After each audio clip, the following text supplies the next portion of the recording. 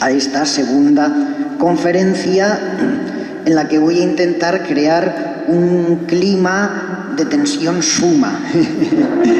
Si la del lunes pasado fue un poco tensa, aquí aún quiero tensar mucho más la cuerda, porque precisamente la resolución de toda esta tensión espero pues tratarla y traerla el lunes de la semana que viene. Esto casi como una sinfonía donde se van creando tensiones armónicas para resolverlas en la fuga final, pues así he intentado yo, solo que aquí como son 3 conferencias, sabéis que las sinfonías tienen 4 movimientos y un movimiento suele ser calmado, suele ser lento, más lírico.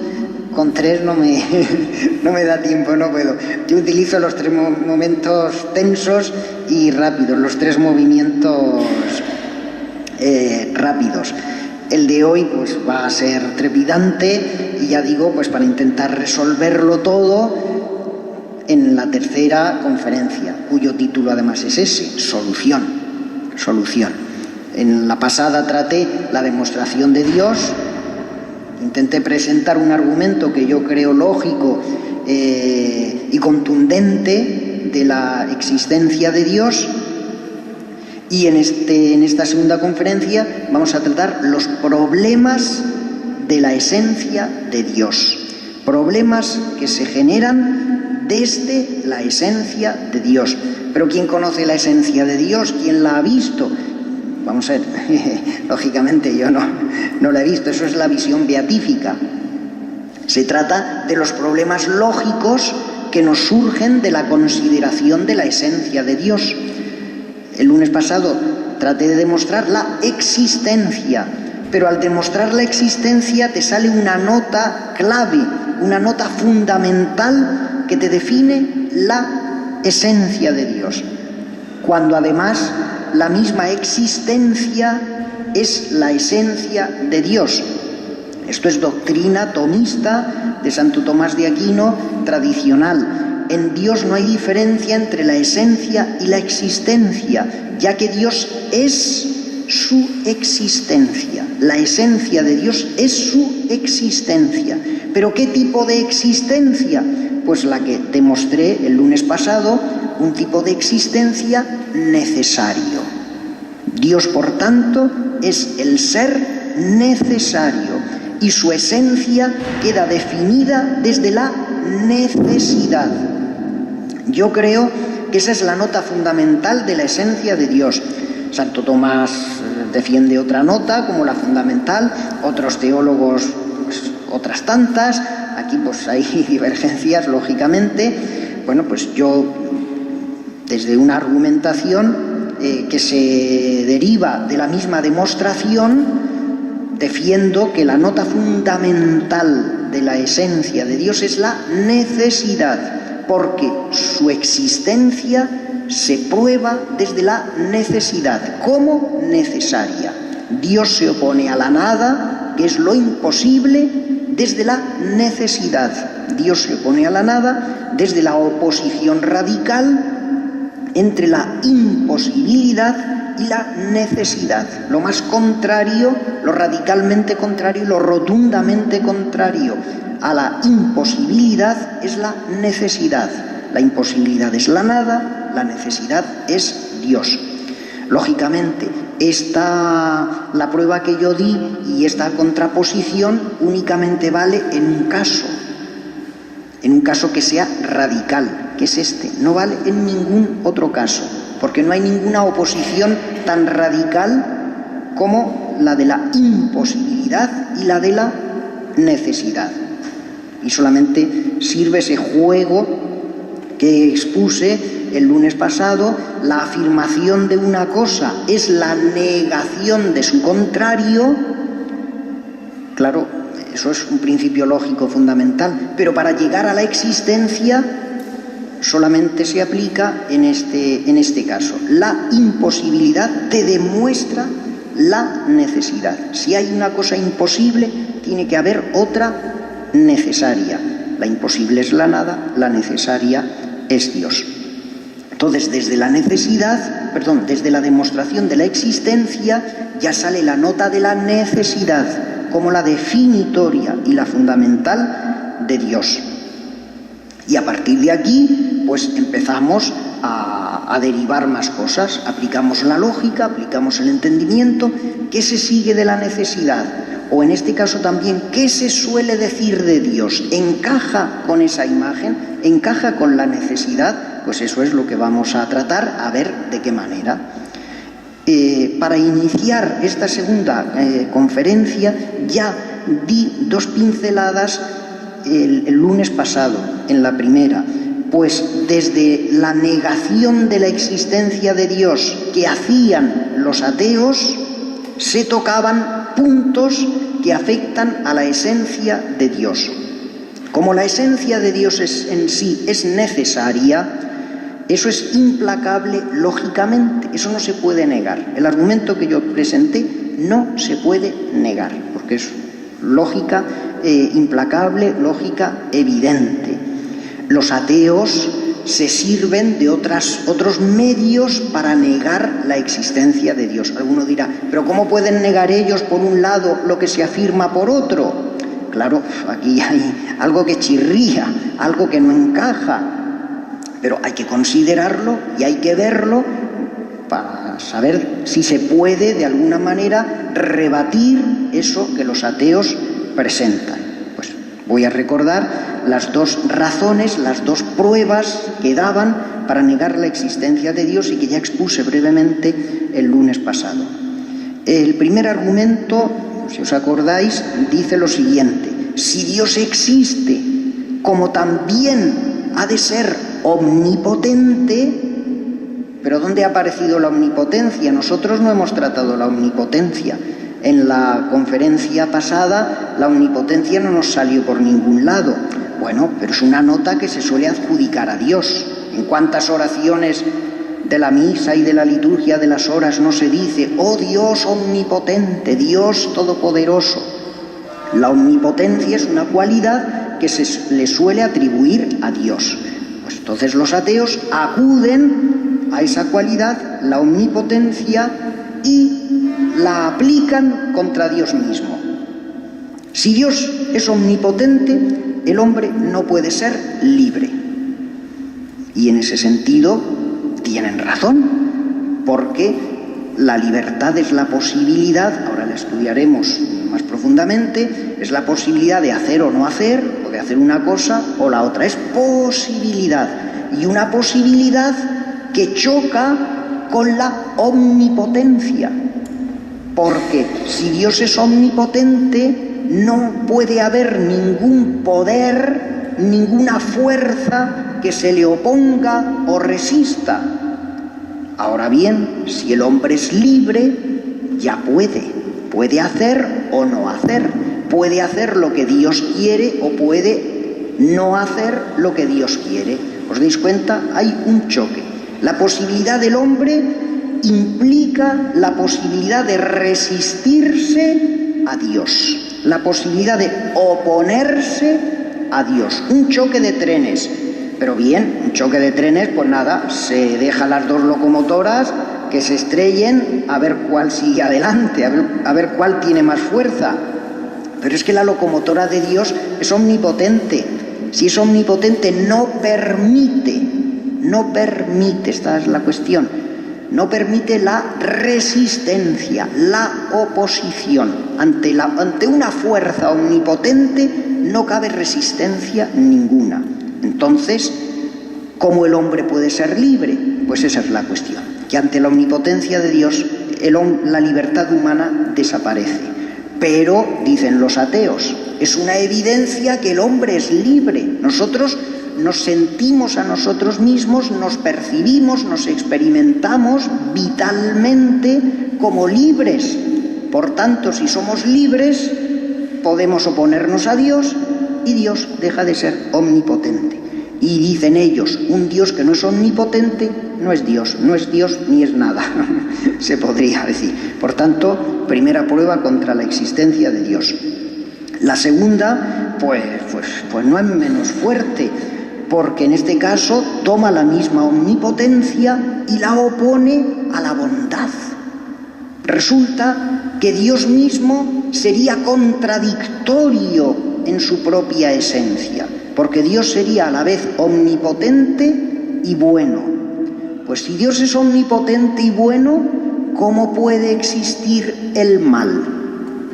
Si la libertad se opone a Dios, se puede oponer, puede resistir a Dios, el mal no es que pueda, es que lo resiste, porque ante un Dios bueno, el mal no tiene cabida. Si puede permitirlo, aquí la regla de 3 es la siguiente. Si quiere que haya mal, lógicamente no es bueno. Y si no lo puede evitar, no es omnipotente. Entonces, ¿con qué nos quedamos?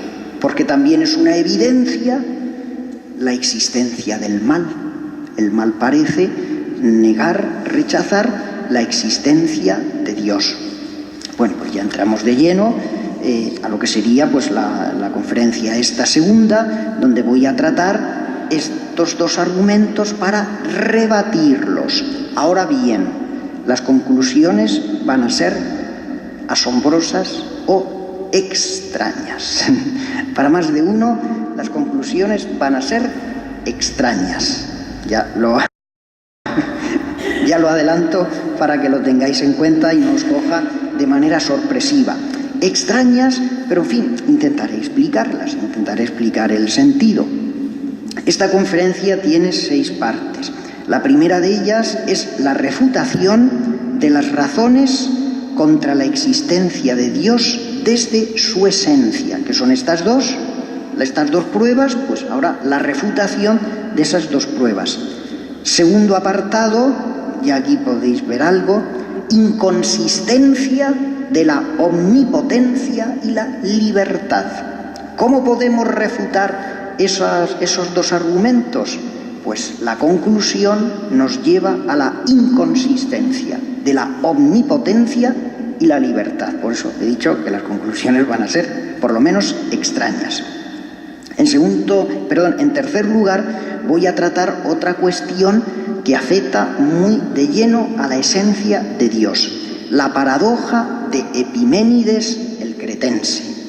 Yo creo que esto no lo habréis oído, no sé si habréis oído este nombre alguna vez, quizás seguramente no, porque esto es una cuestión de pura lógica, de pura filosofía, la paradoja de Epiménides el cretense. Por el nombre Epiménides y por el gentilicio de cretense ya podemos imaginarnos que se trata de una cuestión muy antigua de la Grecia clásica, donde surgió la filosofía. Esta paradoja la sacaron, la descubrieron, no digo que se la inventaron, porque como es una cosa lógica, está ahí desde siempre, pero la descubrieron los griegos. Y una cuestión extraña también, fijaos por dónde, resulta que San Pablo hace una referencia a esta paradoja. En una de sus cartas hace una referencia a esta paradoja, solo que aquí se puede aplicar eso de que oía campanas y no sabía dónde.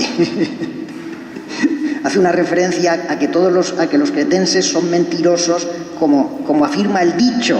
El dicho es la paradoja, pero no entra en más cuestiones filosóficas. Pero bueno, lo vamos a ver, lo voy a intentar explicar lo más claramente posible. Además, vais a ver que es una cosa interesante, que es una cosa bonita. En cuarto lugar, otro problema que genera la esencia de Dios es el de los 2 principios contradictorios. Si Dios es la fuente de todo, como creador, Dios genera a la vez 2 principios contradictorios. Eso supone que Él mismo pues se contradice. Si tú generas 2 principios contradictorios, la contradicción sale de ti mismo y la oposición te afecta a ti mismo. Pues otro problema. El quinto apartado, paradoja del conjunto de todos los conjuntos. Parece así muy complicada, pero ya veréis que está en una cuestión interesante y curiosa. Esto es como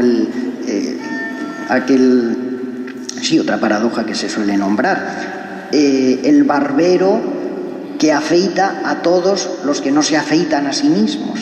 ¿Se afeita a sí mismo? O sea, son cuestiones lógicas que parecen, pero tienen muchísima importancia. Y ya, en último lugar, el sexto apartado, la inconsistencia psicológica. La inconsistencia psicológica que podría haber en Dios. De manera que lo que construí el lunes pasado, hoy parece ser que se va a deshacer, lo voy a destruir. Aunque tampoco creáis, la prueba lógica que di es tan contundente que no cae por más martillazos que se le den. Todas estas argumentaciones no afectan para nada a la prueba del lunes pasado. Por tanto, la existencia de Dios es inatacable. Otra cosa es cómo nosotros entendemos a Dios para que encajen las piezas. Pero deshacernos de esa pieza, que es la existencia de Dios, no se puede. Sino lo que voy a hacer aquí, para refutar ahora mismo las dos razones aquellas contra la existencia de Dios, lo que voy a hacer es tratar de encajar las piezas, simplemente, por la existencia de Dios en sí misma es inatacable desde el argumento que di el lunes pasado. Bueno, pues, ¿qué hacemos aquí? Demos unos primeros pasos. Demostramos que Dios es el ser necesario. Dios como ser necesario, que así se opone tajantemente, contundentemente, radicalmente a la nada, que es lo imposible. Bueno, pues aquí tenemos un principio filosófico que dice: el obrar sigue al ser. Y esto Jesús, no sé si fue unos domingos anteriores, lo dijo clarísimamente en una parábola. Y hay varias. Y nosotros en castellano pues tenemos un dicho muy expresivo: no se le pueden pedir peras al olmo, porque el olmo no da peras. Las peras son producidas por el peral y las naranjas por el naranjo. El obrar sigue al ser. Eso es clarísimo, eso es irrefutable, es un principio lógico impepinable. El obrar sigue al ser. Por tanto, si el ser de Dios es necesario, su obrar también ha de ser necesario. El obrar de Dios ha de ser necesario. Lo que significa que Dios no puede ser libre. Porque la libertad es, como he dicho antes, la posibilidad de hacer o no hacer, o la de hacer una cosa o hacer otra. La libertad en sí misma es posibilidad. La libertad entraña posibilidad. Yo soy libre, dirá un joven, un domingo por la tarde, porque me puedo tirar durmiendo la siesta todo el tiempo que quiera, me puedo ir donde sea, me puedo poner a estudiar, puedo hacer muchas cosas, la que me venga en gana, podrá decir. Tengo la posibilidad, eso es la libertad. Bueno, pues esa libertad en Dios es imposible, porque Dios es el ser necesario y en Él no cabe posibilidad ninguna, sino que en Él todo es necesario, el ser y el obrar, porque el obrar sigue al ser. Vamos a ver, ¿estoy yo negando la libertad de Dios? Sí, parece que lo he dicho un momento atrás, pero entendámonos.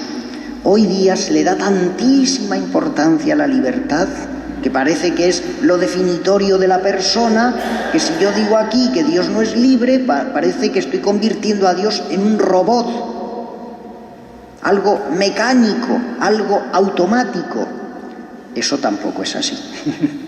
Habría que precisarlo mucho, hay que matizarlo, pero lo que es impepinable es que en Dios no cabe posibilidad alguna, porque lo posible y lo contradictorio, y lo necesario son contradictorios.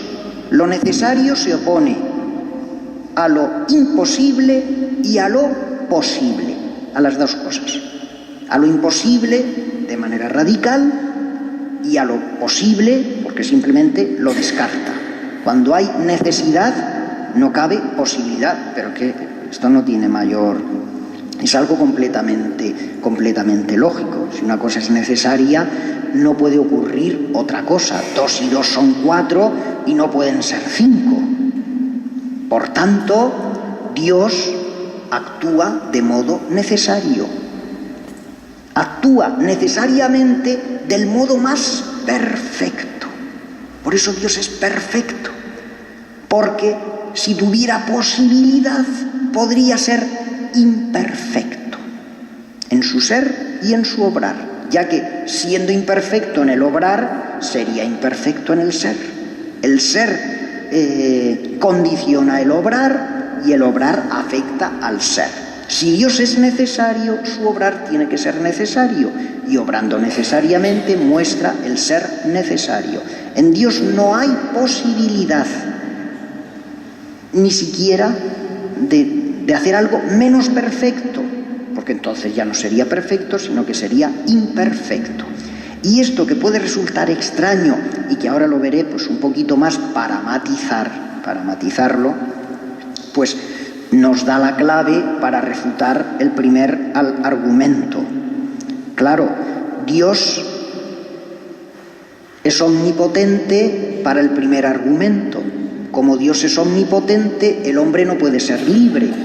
Pero es que Dios no es omnipotente en el sentido de posibilidad, porque es necesario. De esa manera, la omnipotencia de Dios queda, alguno dirá, negada, porque omnipotente en la misma palabra lo dice. ¿Qué significa omnipotente? Pues la traducción española literal sería todopoderoso. Podemos llamar a Dios omnipotente o todopoderoso.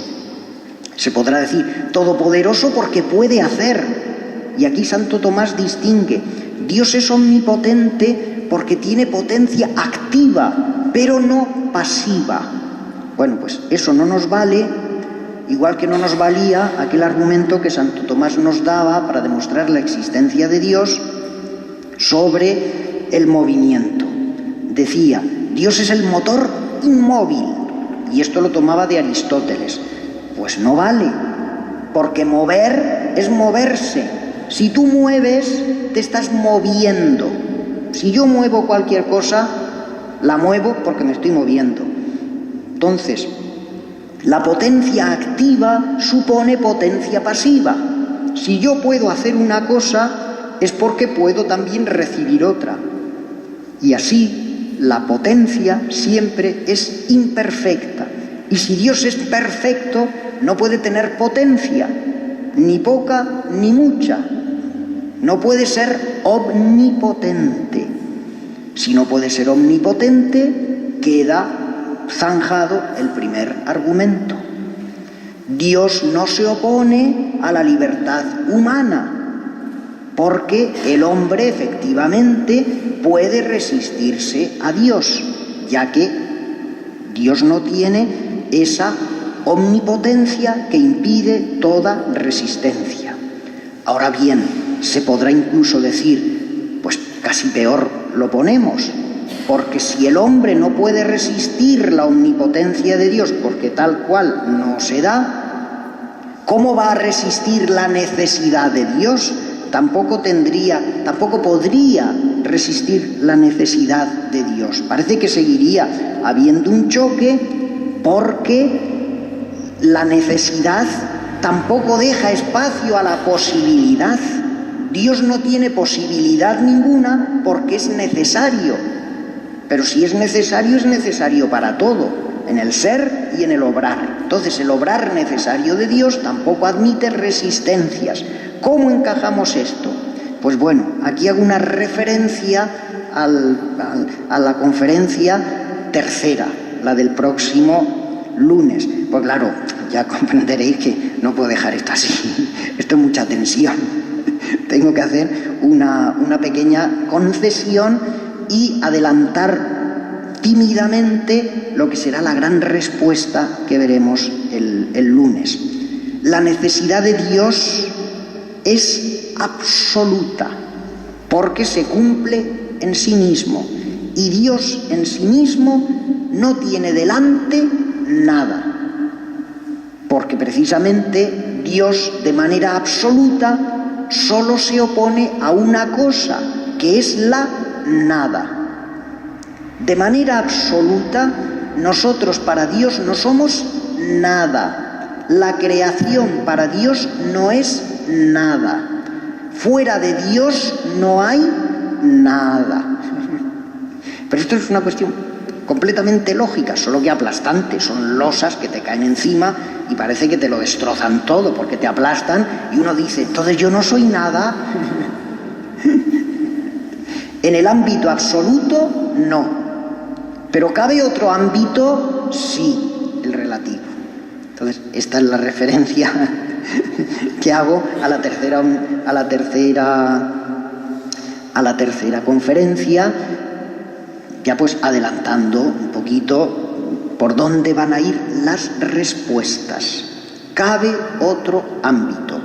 Y de esa manera, la omnipotencia de Dios no tiene sentido en el ámbito absoluto, o sea, el ámbito que toca a Dios mismo, a Dios solo. Dios en sí mismo es necesario, es pura necesidad. Ni cabe omnipotencia, ni cabe libertad, ni cabe nada de nada. Parece que me lo estoy cargando todo, pero ya indico que cabe otro ámbito, y en ese ámbito las cosas encajan suficientemente. Pero bueno, ya habéis visto que el primer argumento desaparece, el argumento de la libertad humana. La libertad humana no niega la existencia de Dios porque no niega tampoco su esencia.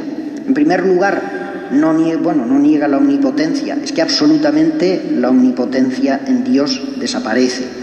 Y la necesidad de Dios es que la libertad de Dios está en otro la libertad humana está en otro ámbito, porque absolutamente ante Dios ni hay hombres, ni estamos nosotros, ni hay creación, ni hay nada. Hace falta otro ámbito. Nosotros aparecemos para Dios en otro ámbito, no en el absoluto, en el ámbito de Dios mismo.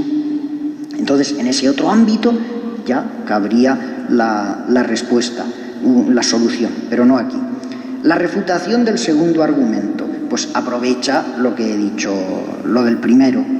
Como la omnipotencia de Dios no choca con la libertad humana, porque en el ámbito absoluto no hay libertad humana, ni hay hombre, ni hay nada, pues entonces el problema del mal resulta que desaparece ante Dios en el ámbito absoluto. En el ámbito absoluto no hay mal alguno. El mal desaparece completamente. El mal aparece en otro ámbito. Alguno dice, ¿y cuál va a ser ese ámbito? Bueno, pues si el ámbito absoluto es uno, ¿cuál puede ser el otro ámbito? El ámbito relativo. El ámbito relativo. En el ámbito absoluto ni hay libertad humana, ni hay hombre, ni hay mal, ni hay creación, ni hay mundo, ni hay nada. Nosotros aparecemos ante Dios en el ámbito relativo, porque lo dice la palabra, relativo es relación. Claro, si veis, si es que la lógica al final no son habas contadas, es buscarle el sentido a las palabras, a su significado y aplicarlo. Absoluto significa que no hay relación. Entonces, si no hay relación, yo no puedo aparecer, porque yo no me puedo relacionar con Dios en un ámbito donde no hay relación. Yo me podré relacionar con Dios en un ámbito donde quepa la relación. ¿Cuál es ese ámbito? El relativo. El relativo, porque ahí lo dice la palabra, ahí es donde encaja la relación. Ahí es donde aparecemos nosotros ante Dios, donde aparece la creación, donde aparece el mundo y donde aparece el mal, dirá alguno, y donde aparece la libertad humana. Por supuesto que sí, pero aquí viene la solución.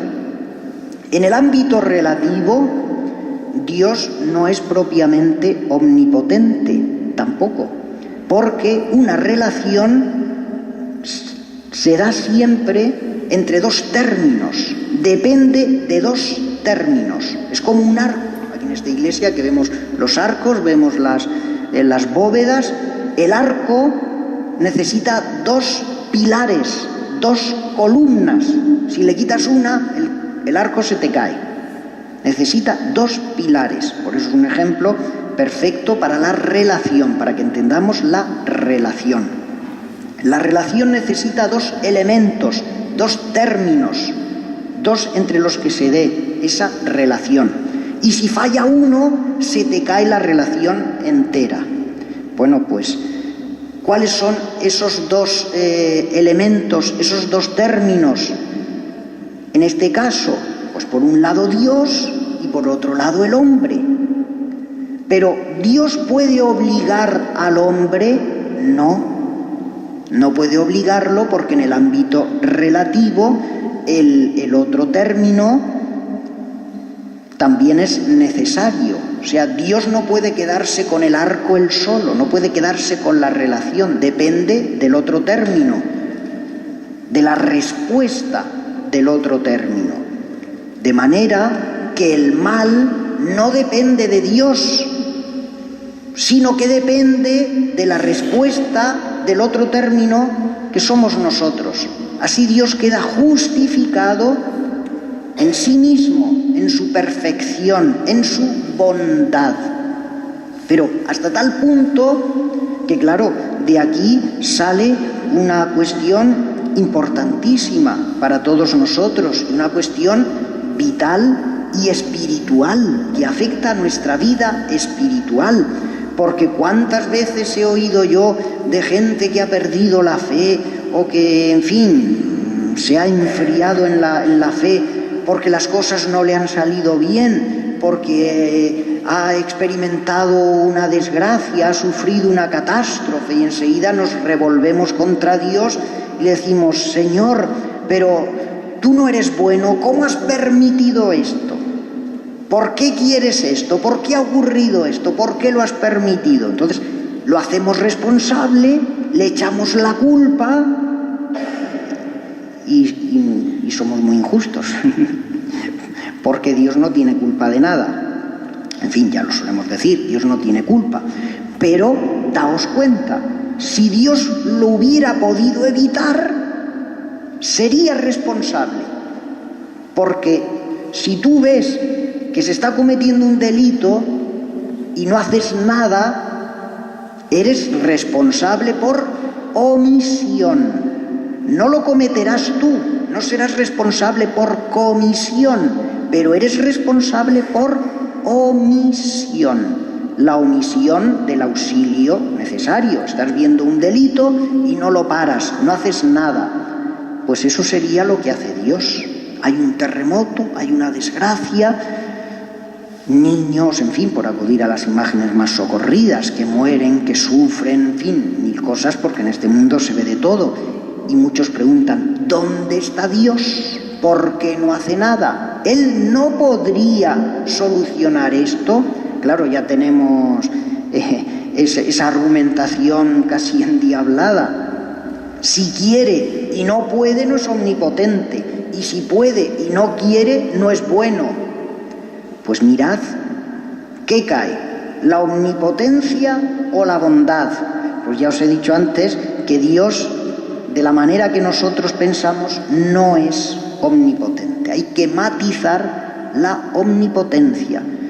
¿Qué se sigue de aquí? Pues que Dios no evita el mal, digámoslo con toda radicalidad para que se entienda, porque no puede. No porque no quiera, claro que quiere, es bueno, es perfecto. Quiere, pero no puede. Dios no puede. Y revolvernos contra Dios por cualquier cosa, como si Él pudiera, es una aberración, porque Él no puede. Dios es impotente para eliminar el mal, eliminar el sufrimiento. No puede hacerlo. porque no depende de Él, sino que depende de nosotros. En el ámbito relativo no puede, porque la relación no depende de un solo término, depende de los dos. Y si tú la niegas, si tú la rechazas, mejor dicho, si tú rechazas la relación, pues te viene todo lo que te viene. El mal, el sufrimiento, las calamidades, todo eso no dependen de Dios en ningún sentido. Dios no puede evitarlas. Dependen de nosotros, de nuestra libertad. Entonces, para fundamentar esto un poquito más, para profundizarlo, paso al segundo apartado: inconsistencia de la omnipotencia y la libertad. Resulta que la libertad, como posibilidad de hacer o no hacer, es contradictoria en sí misma. ¿Qué significa eso? Que es inconsistente. Lo que dijimos la semana pasada. Todo lo que es contradictorio es inconsistente lógicamente, se cae. Y fijaos, porque esta es la herramienta humana. El hombre no puede llegar estrictamente a la verdad, porque la verdad se nos escapa, pero sí que llega a la consistencia, porque tú, razonando, te das cuenta de si en ese argumento hay una contradicción, y en cuanto aparezca una contradicción, has captado no la consistencia, sino lo contrario, la inconsistencia. ¿Y qué significa la inconsistencia?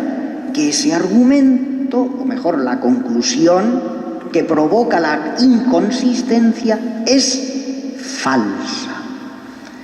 Y aquí tenemos entonces cómo la libertad humana es inconsistente. ¿Por qué es inconsistente? Porque conlleva en sí misma, contiene la contradicción. Hacer, ¿y qué es lo contrario de hacer? No hacer.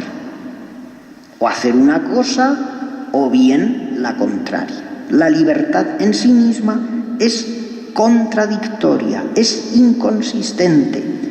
Si la libertad es inconsistente, ¿qué vamos a decir de la omnipotencia?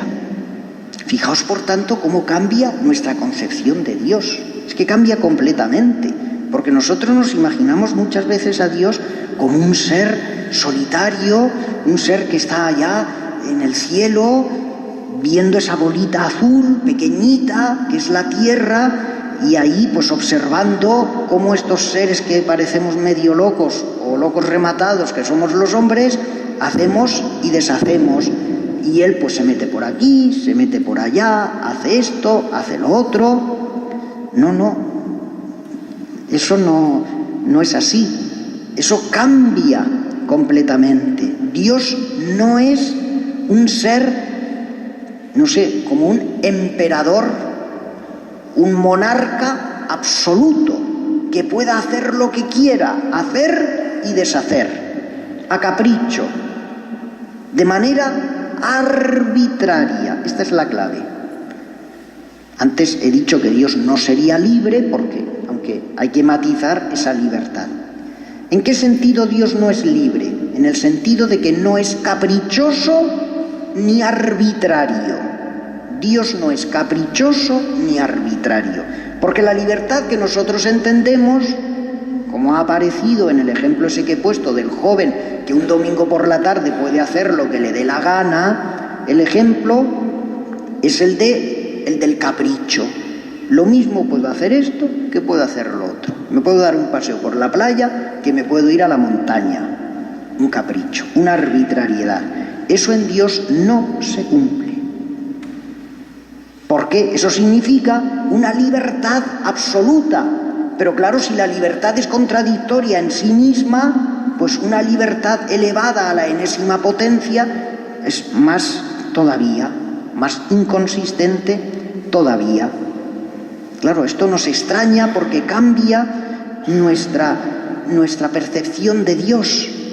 Pero es que fijaos,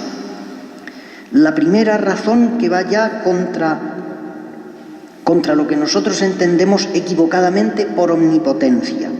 Y aquí entramos en lo que fueron los dos grandes movimientos de fondo ideológicos en la Edad Media. Por una parte, el intelectualismo y por otra parte, el voluntarismo. Para el intelectualismo, donde está Santo Tomás sobre todo, lo principal es el entendimiento, el intelecto. Mientras que para el voluntarismo, como dice su nombre, lo principal es la voluntad, ya que esas dos, intelecto y voluntad, son las facultades psicológicas, las facultades espirituales. Hay dos. Pero ¿cuál es la principal? ¿El intelecto o la voluntad? El intelectualismo defiende al intelecto, el voluntarismo defiende la voluntad. Esto que parece una cosa así, pues sin mucha importancia, tiene una importancia radical. Porque, fijaos, si damos la razón al voluntarismo, pues ¿cuáles son las conclusiones? Aquellas a las que llegaron pues los voluntaristas ya radicales. El primer gran voluntarista fue Duns Scoto, que es beato, es un fraile franciscano muy piadoso y es beato. No quiere decir que los santos acierten en todo. El que tiene boca se equivoca, aunque sea santo, y yo creo que en esto se equivocó profundamente. Él fue el que acentuó ya de modo muy marcado el voluntarismo. Pero el que ya llegó al culmen fue otro fraile franciscano, también inglés, como el primero, llamado Ockham, Guillermo de Ockham. ¿Y qué llegó a decir Ockham? Pues que Dios podría cambiar las leyes radicalmente. Por ejemplo, los 10 mandamientos. ¿Por qué los mandamientos son buenos? Santo Tomás decía, este es el principio el fundamento, la regla del intelectualismo. Los 10 mandamientos no son buenos porque Dios los quiera o porque Dios los mande, sino que Dios los quiere y los manda porque son buenos. Los mandamientos son buenos en sí mismos y Dios, que es bueno, pues los manda por eso. El voluntarismo le da la vuelta y dice, no, los 10 mandamientos son buenos porque Dios los manda, pero hasta tal punto que de haber querido podría haber mandado justo lo contrario. Y aquí ponen el ejemplo del sacrificio de Isaac. Dicen, hasta tal punto Dios es libre y puede cambiar las normas que puede hacer bueno el asesinato. Y no cualquier asesinato, sino el parricidio, el asesinato de un hijo a manos de un padre. Dios puede mandarle a un padre que cometa el asesinato de su hijo, sacrificio de Isaac. Aquí se fundaban ellos, los del voluntarismo, para decir que los mandamientos no son buenos en sí mismos, sino que son buenos porque Dios los manda. Dios podría haber mandado mandamientos radicalmente distintos. Nos ha mandado el mandamiento del amor, podría habernos mandado el mandamiento del odio. Claro, si os dais cuenta, las conclusiones son aberrantes. Dios, de haber querido, podría habernos mandado que odiáramos el mandamiento del odio. Bueno, pues lógicamente el voluntarismo, a mi entender, está completamente equivocado. ¿Pero por qué? Porque es el absurdo total, es la contradicción misma. El voluntarismo cae en la contradicción constante, porque es contradictorio mandar una cosa o mandar la contraria. Por eso el voluntarismo es lógicamente falso. Lógicamente falso. ¿Y qué diremos del intelectualismo? Pues si el voluntarismo es falso, el intelectualismo será verdadero. Ahora bien, ¿qué ocurre con el intelecto? El intelectualismo se funda en el intelecto. Dice que la potencia, la facultad principal es el intelecto, porque es el que ve las cosas y de esa manera ilumina a la voluntad. El intelecto marca a la voluntad lo que tiene que querer. ¿Pero qué ocurre con el intelecto? Pues que el intelecto actúa por razones necesarias. Lo que veníamos diciendo antes. El intelecto no actúa de manera indiferente, no actúa de manera caprichosa, no actúa de manera arbitraria, sino de manera necesaria, como se puede ver en el ejercicio más perfecto del intelecto, que es el silogismo. ¿En qué consiste un silogismo? Pues os voy a mostrar uno y ahí lo veis todo. Un ejemplo de silogismo, pues muy claro. Sí, que la lógica es claridad, es en sí misma claridad. Premisa mayor: todos los hombres son mortales. Es más, os voy a pedir a vosotros que me digáis la conclusión. Premisa mayor: todos los hombres son mortales. Premisa menor: Sócrates es hombre. Conclusión: si todos los hombres son mortales y Sócrates es hombre, ¿Sócrates será inmortal? No. La conclusión es que es mortal. Pero además es una conclusión estricta, implacable, necesaria.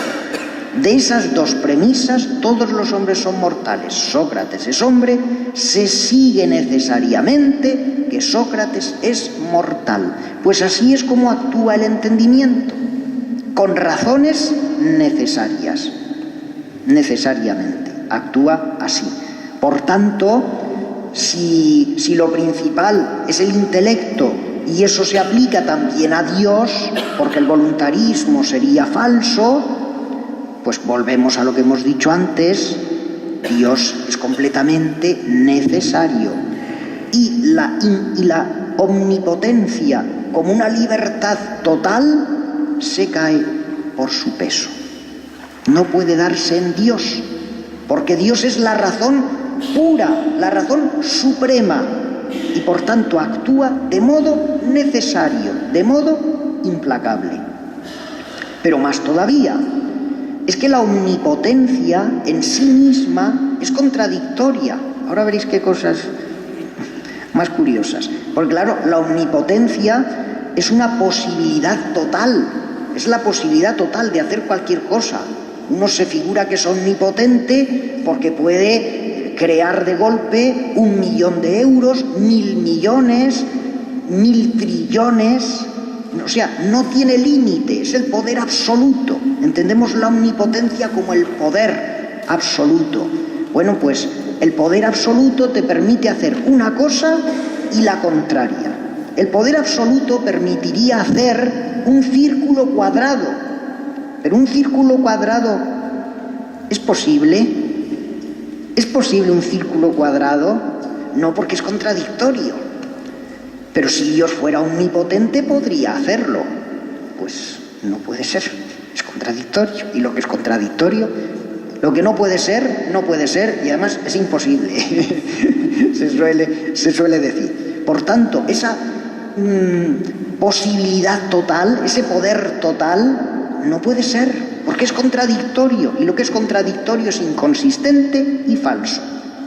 Aquí se suele acudir también a una paradoja, que es la siguiente: que Dios podría crear una piedra tan grande que no la pudiera levantar ni Él mismo. Claro, si fuera omnipotente, podría crear una piedra infinita, tan grande que no la podría ni levantar Él mismo. Claro, esta paradoja no funciona porque Dios no tiene materia, entonces aquí entramos ya en otro terreno. Pero bueno, sirve de manera ilustrativa para hacernos ver cómo esa omnipotencia que muchas veces reflejamos en Dios es contradictoria, es inconsistente y es falsa. Claro, aquí Santo Tomás pues argumenta, él quiere defender la omnipotencia y argumenta. Y dice lo siguiente, vamos a ver, es que la omnipotencia hay que entenderla como dirigida solo a lo lógicamente posible. Al círculo cuadrado no, porque el círculo cuadrado es imposible, es lógicamente imposible por contradictorio. Entonces la omnipotencia habrá que dirigirla a lo posible. Dios es omnipotente en lo posible. Además es que lo dice el nombre. Dios puede hacer lo que puede hacer. Lo que no puede hacer, no lo puede hacer. O sea, y aquí entramos en los razonamientos de perogrullo. De perogrullo. Dios puede hacer lo que puede hacer. Eso es no decir nada, si nos damos cuenta. Y aquí entonces Santo Tomás, que como he dicho antes es intelectualista, es decir, para él lo principal es el intelecto, pues el intelecto marca la voluntad, el intelecto endereza la voluntad, el intelecto ordena no solo a la voluntad, sino que también ordena la voluntad. Él habla entonces de una omnipotencia ordenada y dirigida a lo posible. Pero claro, como ataqué a Santo Tomás en la anterior conferencia, pues aquí me permitiréis que también lo ataque un poco. Entonces pregunto yo, una omnipotencia ordenada es una omnipotencia a la que ya se le quita algo, es una omnipotencia recortada. Hemos recortado la omnipotencia de Dios, la hemos limitado. Si es limitada, ya no es total. Aparte de que decir que la omnipotencia consiste en que Dios puede hacer lo que puede hacer, eso es no decir nada, eso es trivial, eso es de perogrullo, eso no tiene sentido. Por tanto, esa potencia ordenada de Santo Tomás ya niega la omnipotencia. Y esa fue la razón por la que el voluntarismo, que es posterior a Santo Tomás, atacó a Santo Tomás, diciéndole que recortaba la omnipotencia de Dios. Y en el fondo la niega. Si es que con Santo Tomás ocurre muchas veces lo siguiente, que quiere y no puede. Se da cuenta, cuando se pone a razonar, se da cuenta de que el razonamiento llega muy lejos. Es lo que yo estoy haciendo aquí, dejar que el razonamiento pues nos apisone a todos, que el razonamiento pase por encima de todo. Él no, hasta ahí no quería llegar, entonces se quedaba a medio camino, se quedaba muchas veces a medio camino. Él decía que sí, que una omnipotencia ordenada, una omnipotencia guiada por el entendimiento, pero nuevamente aquí se contradice, porque si el entendimiento actúa por razones necesarias, ya no hay posibilidad. El entendimiento no es posible, el entendimiento es necesario. Entonces, por eso yo no comparto la omnipotencia ordenada de Santo Tomás. Sigue habiendo contradicción, da pie a contradicciones y por tanto es inconsistente. En resumen, la omnipotencia se niega a sí misma. La omnipotencia incluye la posibilidad de negarse a sí misma por las contradicciones que generan, porque esta ya sería la más gorda de todas, y a ver aquí, pues, a ver de aquí cómo se puede salir. Si ser omnipotente, para no decir la tontería lógica de que es poder hacer lo que se puede hacer, que nos dice nada, entonces vamos a intentar decirlo, a intentar definirlo de una manera apropiada.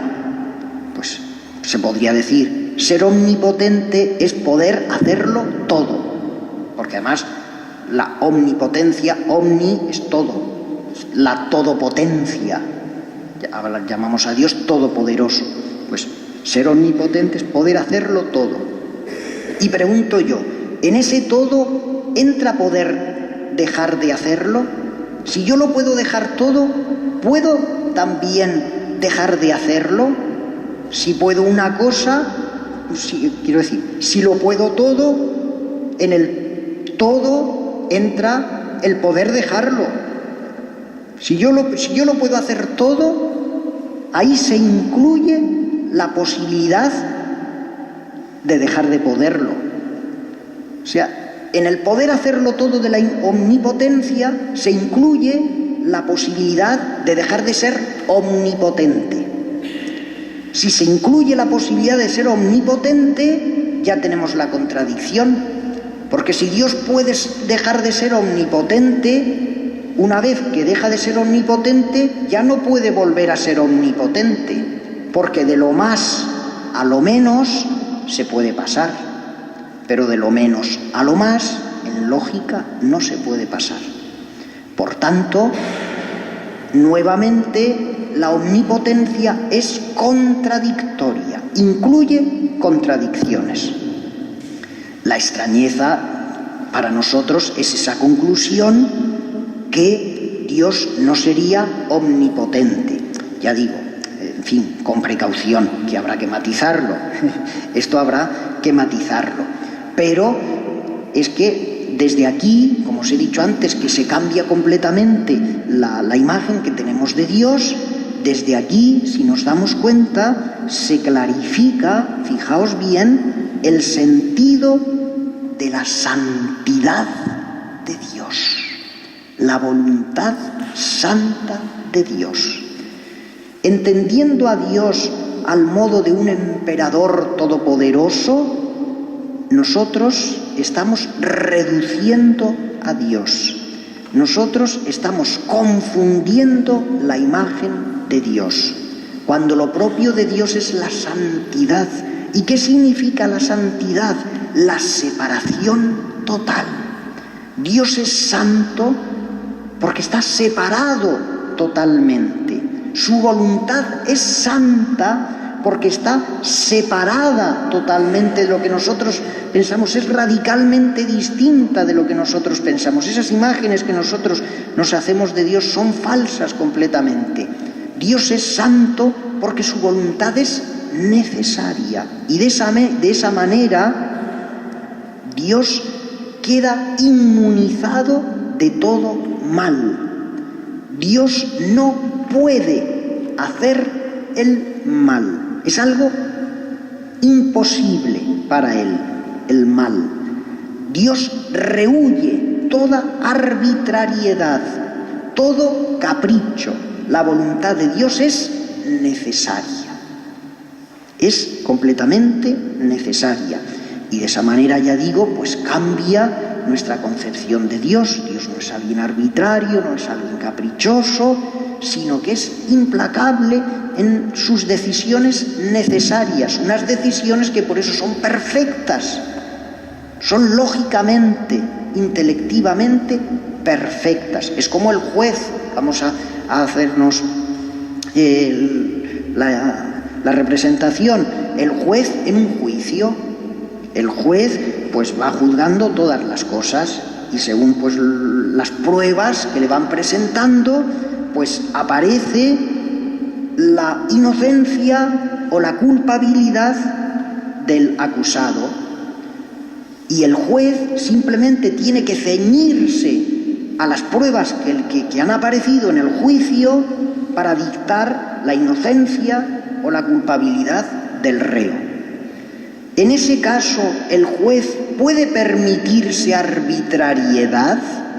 ¿El juez puede permitirse algún capricho?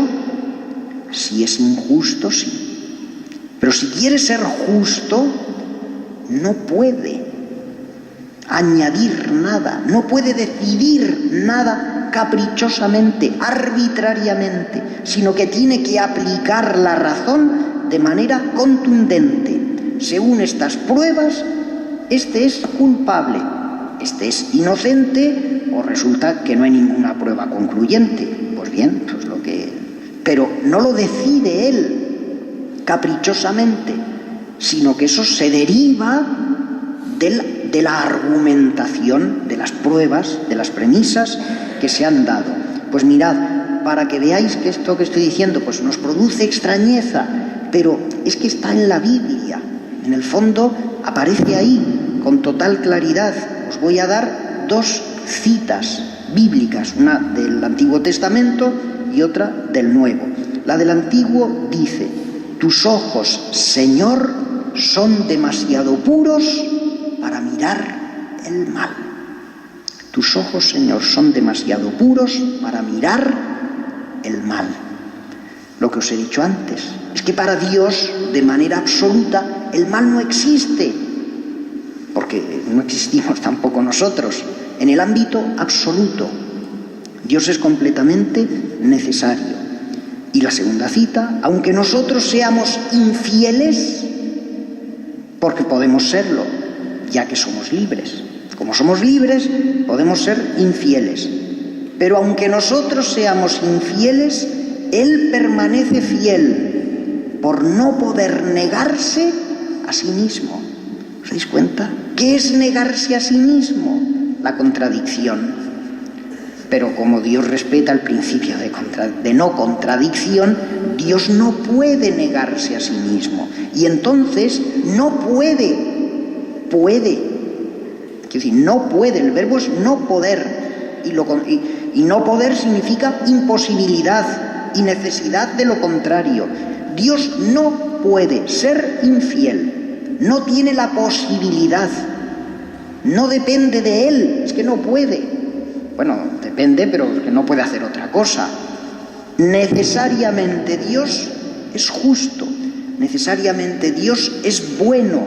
Necesariamente Dios es santo.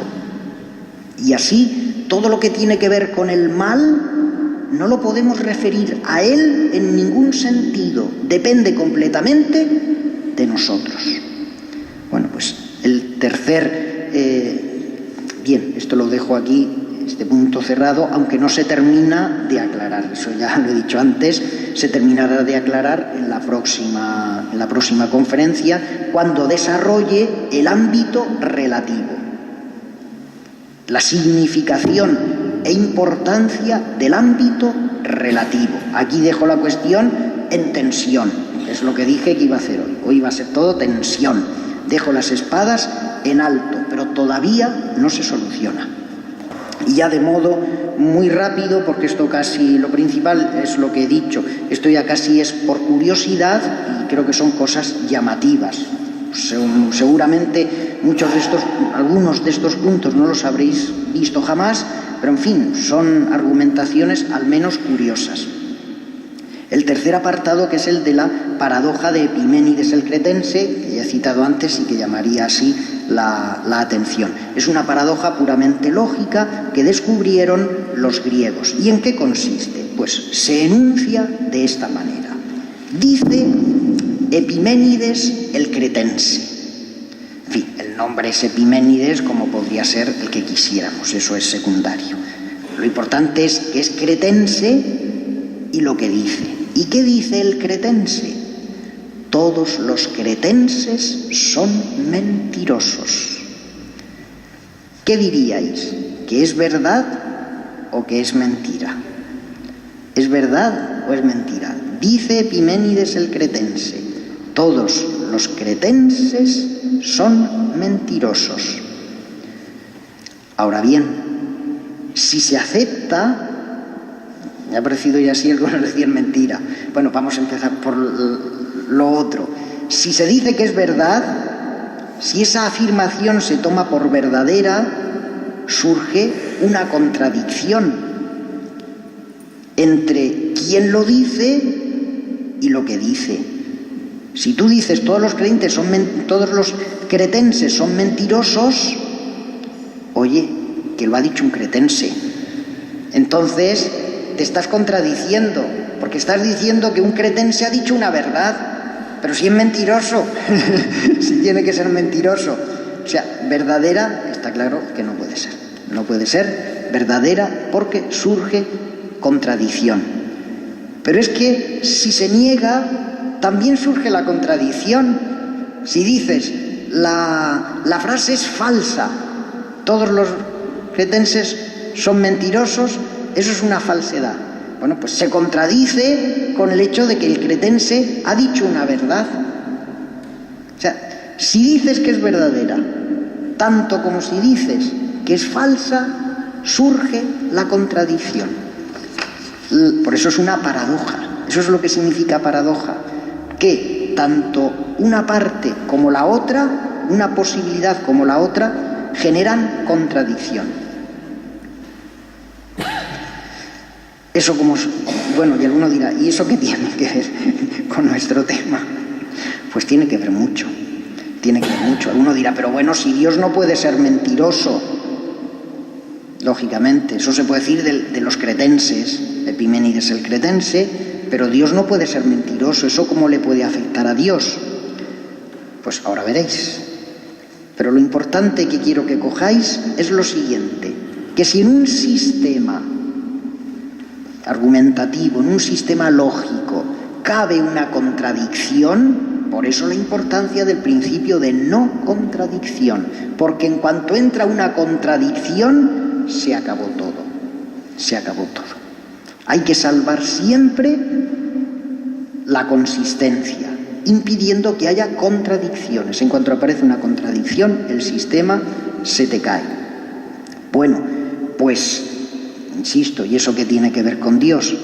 Vamos a elaborar la paradoja de otra manera para que lo veáis, porque está en fin, la paradoja histórica, tal como los griegos la formularon, pero cabe una formulación más elaborada de la paradoja que sí se puede aplicar a Dios.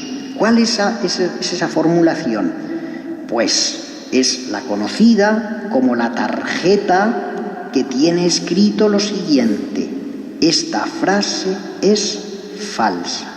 Imagínate una tarjeta, un folio, por ejemplo, también serviría, aunque sea más grande, que tiene escrito solo una frase. Esta frase es falsa. ¿La aceptamos o no la aceptamos? ¿Decimos que es verdadera o que es falsa? Si es verdadera es falsa, si es falsa es verdadera. Si dices que es verdadera, ya es falsa, porque la frase dice que es falsa. Y si dices que es falsa, ya es verdadera, porque estás diciendo que lo que la frase dice es verdad. Entonces, la contradicción total. Pero nuevamente, ¿y eso qué tiene que ver con Dios? Pues sí que tiene que ver, porque ocurre lo siguiente, y esto nos va a salir también en el siguiente punto. Dios, como creador de todo, como fuente de todo, lo contiene todo. Y en el universo hay cosas falsas. ¿Cabe en el universo la falsedad? Sí, pues Dios la tiene que pensar. Dios la tiene que poder pensar. Dios tiene que poder pensar lo falso. Y si Dios piensa lo falso, ¿a quién se lo puede atribuir? Pues a nadie más que a Él mismo. Si se lo atribuye a Él, ya tenemos la paradoja. Es la paradoja que se llama de la autorreferencialidad. Porque bien, en principio la autorreferencialidad pues funciona bien. Yo pienso, yo como, yo me lavo, yo me peino. Pero bien, cuando eso lo aplicamos en sentido lógico, nos sale la inconsistencia. La autorreferencialidad supone inconsistencia. Referimos a Dios eso mismo, aplicamos a Dios la autorreferencialidad y se nos cae. Se vuelve inconsistente, se vuelve contradictorio. El problema siguiente, que es muy parecido, pues nos viene a decir lo siguiente: Dios, como fuente, como creador de todo, tendría que contener en sí mismo dos contrarios. Aquello en lo que todo se parece y aquello en lo que todo se diferencia. Claro, si Dios crea dos cosas, voy a intentar ponerlo de modo más sencillo, si Dios crea dos cosas, esas dos cosas se parecen en algo y se distinguen en otro algo, vamos a decirlo así. Se distinguen en una cosa, se distinguen en algún aspecto y se parecen en otro aspecto. En todas las cosas hay algo en común y algo diferente. Lógicamente, lo común y lo diferente se oponen. No es lo mismo aquello que da razón de lo común que aquello que da razón de la distinción. Son cosas opuestas y sin embargo tendrían que venir del mismo principio, que es Dios. Dios debería contener en sí mismo dos contradictorios: aquello que hace que las cosas se parezcan o tengan algo en común y aquello que hace que las cosas se diferencien, porque no hay nada en el universo que no tenga algo en común con otra cosa. Y si precisamente son dos cosas, es porque en algo se tienen que diferenciar. Pues la razón de común y la razón de diferenciación son opuestas y tendrían que salir de la misma fuente que es Dios. Contradicción al canto, inconsistencia. Otra, ya veis que esto es muy breve, parece que ya no toca cuestiones tan vitales como lo que he tocado antes, pero en fin, son curiosidades, pero que pienso que son interesantes y extrañas también, que llaman la atención. Por eso a los griegos la paradoja esa de Epiménides les divertía mucho. Les divertía muchísimo, ellos se tiraban horas y horas discutiendo y reflexionando sobre estas cosas. Bueno, pues otra contradicción más, el quinto apartado, que es la paradoja del conjunto de todos los conjuntos. ¿Cuál podría ser el conjunto de todos los conjuntos como realidad, como ser? ¿Qué ser puede ser el conjunto de todos los conjuntos? ¿A qué ser le podemos aplicar la definición de conjunto de todos los conjuntos, sino a aquel del que todo brota? El conjunto de todos los conjuntos es el conjunto que contiene todos los conjuntos. ¿Cuál puede ser? Pues aquel del que todo brota, Dios. Dios sería el conjunto de todos los conjuntos. A Él se lo podríamos aplicar porque todo brota de Él, todo sale de Él. Él lo crea todo, todos los conjuntos. El conjunto de los animales, el conjunto de los vegetales, el conjunto de los planetas, el conjunto de los animales mamíferos, el de los animales ovíparos, todos los conjuntos, ¿de dónde brotan? De aquel que los ha creado, Dios. Dios sería el conjunto de todos los conjuntos. Ahora bien, aquí está la cosa. Pregunta: ¿el conjunto de todos los conjuntos es a su vez conjunto de sí mismo? Esto es para romperse la cabeza. Ya veis, son rompecabezas, son cuestiones lógicas de devanarse los sesos, pero son cuestiones curiosas y hay que tratarlas porque afectan a Dios. Dios, como conjunto de todos los conjuntos, ¿es a su vez conjunto de sí mismo? Si se dice que sí, resulta que este mismo Dios sería a la vez el todo y la parte. El todo en cuanto conjunto de todos los conjuntos y la parte en cuanto conjunto de sí mismo. Pero eso es contradictorio, porque el conjunto siempre es mayor que la parte. ¿Lo comprendéis? Creo que sí, que son cosas muy lógicas. El todo siempre es mayor que la parte, si lo dice el sentido. El todo es mayor que la parte. Entonces Dios no puede ser al mismo tiempo todo y parte. Es lo que dijimos en la primera conferencia, de que no se puede ser a la vez juez y parte. Pues no se puede ser a la vez todo y parte. Pero claro, si se dice que no, que Dios no es conjunto de sí mismo, resulta que entonces ya no es el conjunto de todos los conjuntos, porque se le escaparía un conjunto, él mismo. ¿Os dais cuenta de la paradoja? Por tanto, la esencia de Dios se nos caería por inconsistente. Y ya, el último punto de todos, la inconsistencia psicológica. Esta se la he estado planteando yo a mi director de tesis, en fin, para dirigir la tesis en este sentido. Pero claro, ocurre que ese profesor y otros profesores pues son muy aristotélicos y me lo han discutido y no lo ven y hemos debatido, y yo creo que la cosa, en fin, os la voy a exponer brevemente, no tiene vuelta de hoja. Resulta que Dios sería también en su esencia inconsistente en cuanto que, claro, tendría que actuar, tendría que ser un Dios vivo actuando. Si Dios no actúa, si Dios no hace nada, pues eso es lo más parecido a un muerto, ¿no os parece? ¿Se mueve? No, pues está muerto. Lo más parecido a un muerto es la inmovilidad absoluta.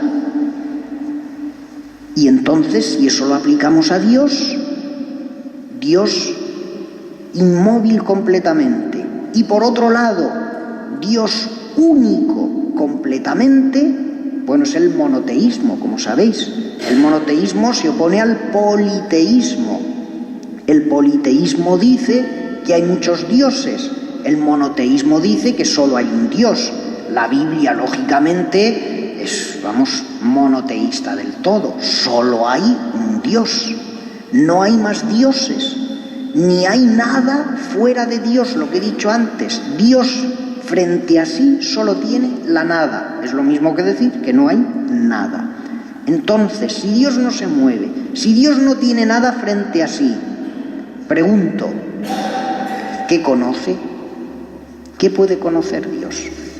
Si la imagen que antes he desbaratado de ese Dios que está mirando la bolita azul allá en medio del espacio, allá perdida, ese Dios que está ahí curioseando lo que se nos ocurre a nosotros, las hormiguitas estas humanas que estamos por aquí amargándonos la vida todos los días, si esa imagen es falsa, si Dios ante sí no tiene nada, ¿qué conoce? ¿Qué conoce? Y más todavía, ¿qué ama? Más radical aún, ¿qué puede conocer? Normalmente conocemos lo que tenemos delante, pero si no tiene nada delante, ¿qué puede amar o apetecer? Lo que tenemos delante, pero es que Dios no tiene nada delante. Bueno, pues esto hunde también la imagen de Dios y la imagen que han tenido todos los filósofos que han aceptado la figura de Dios. Por ejemplo, Aristóteles. Aristóteles definía a Dios, porque él también era intelectualista, aunque entonces no hubiera surgido el voluntarismo, porque eso surgió en la Edad Media, pero él en su sistema es muy intelectualista. Para él lo principal es siempre el entendimiento, el intelecto. Pues él definía a Dios como noes, en griego, noesis, noéseos, es decir, el pensamiento que se piensa a sí mismo. Dios para Aristóteles es el pensamiento que se piensa a sí mismo. Pero eso, ¿cómo puede ser? ¿Cómo puedes conocerte a ti mismo? El conocimiento, y hago otra referencia, por eso ya veréis que en la próxima conferencia se solucionarán muchas cosas. Hago una nueva referencia a la próxima conferencia. El conocimiento es una relación, supone una relación, que lo dije también en la primera conferencia. La relación necesita dos términos, es como el arco, dos pilares, dos columnas. Si solo hay un pilar, si solo hay una columna, no puede haber arco, no puede haber acto, no puede haber conocimiento. No puede. Conocerse a sí mismo uno.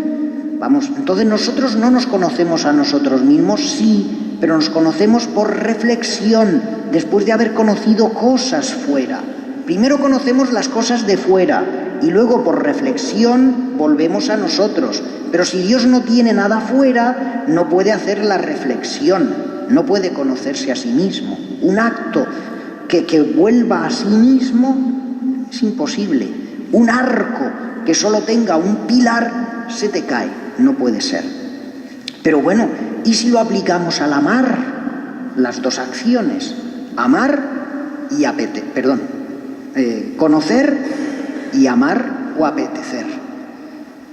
Claro, si lo aplicamos al amar, ¿qué ocurre? Que Dios es el ser que se ama a sí mismo, pero eso es amor.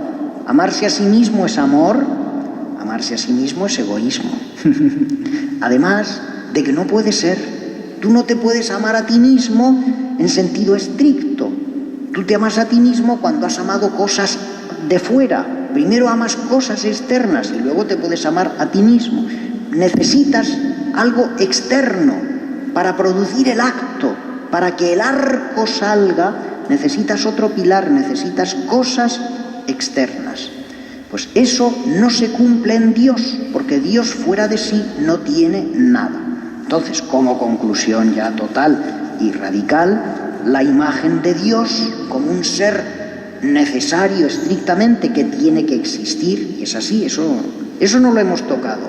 La prueba de la existencia de Dios que di el otro día, eso permanece siempre firme. e inconmovible, pero las conclusiones que salen de ahí para aplicarlas a la esencia de Dios nos muestran una pura inconsistencia, nos muestran una pura contradicción por todas partes.